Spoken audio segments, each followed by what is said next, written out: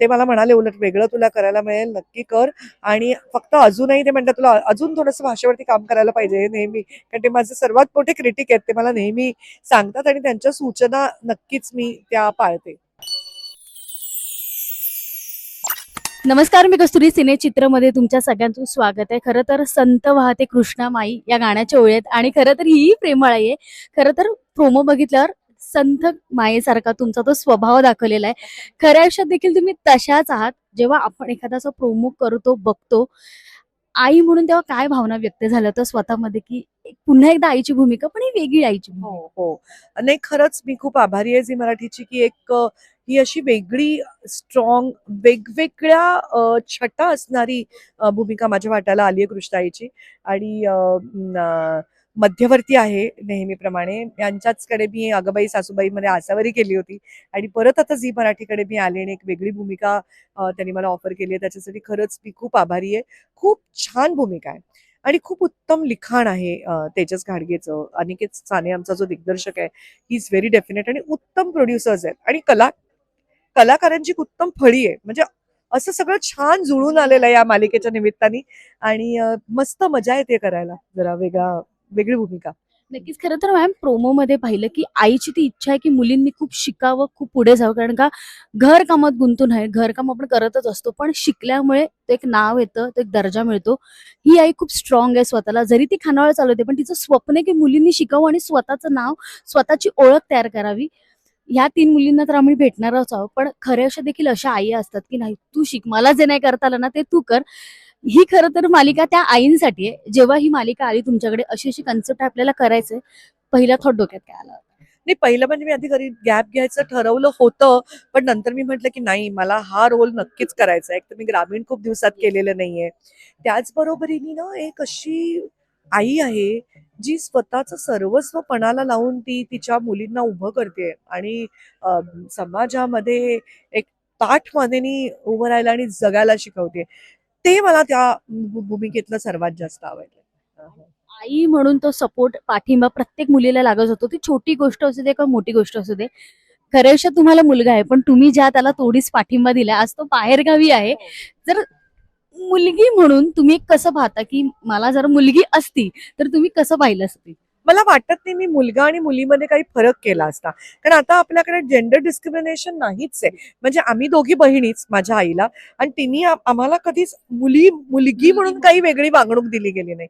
तर मी जी वागणूक मी माझ्या मुलाला दिली, जे स्वातंत्र्य मी माझ्या मुलाला दिलं, की तुला हवं ते तू निवड आणि तुला हव्या त्या व्यवसायात तू स्वतःचं नाव कर, तीच मुभा मी माझ्या मुलीलाही दिली असती.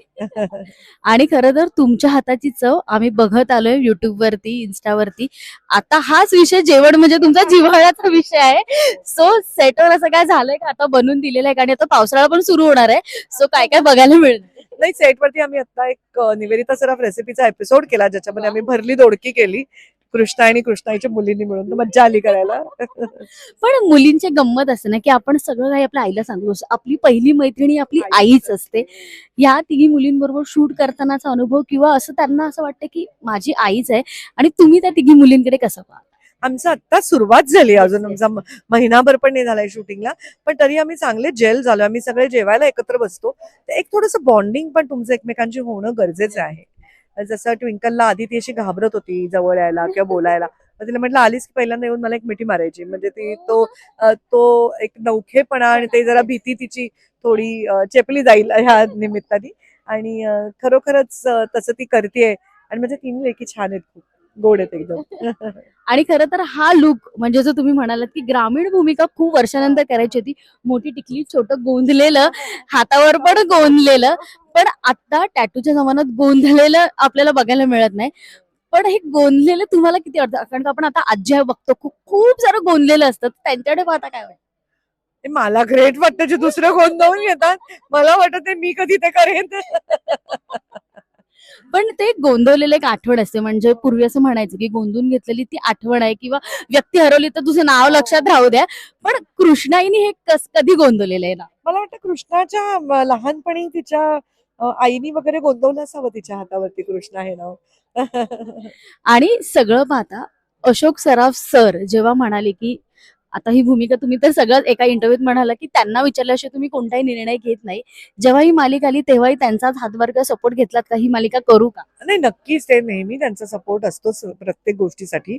आणि ते मला म्हणाले, उलट वेगळं तुला करायला मिळेल, नक्की कर.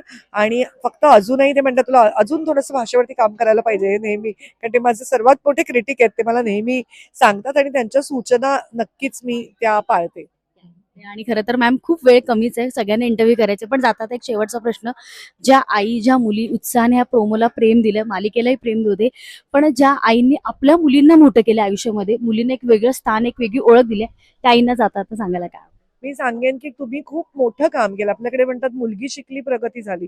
एक स्त्री ज्या रीतीने पूर्ण घराला पुढे घेऊन जाऊ शकते ना, ती फार मोठी गोष्ट आहे. स्त्रीच्या पाशी मला असं वाटतं गर्भावस्थेपासूनच स्त्री ही जास्त खंबीर आणि जास्त स्ट्रॉंग आहे पुरुषांपेक्षा, असं मला वाटतं.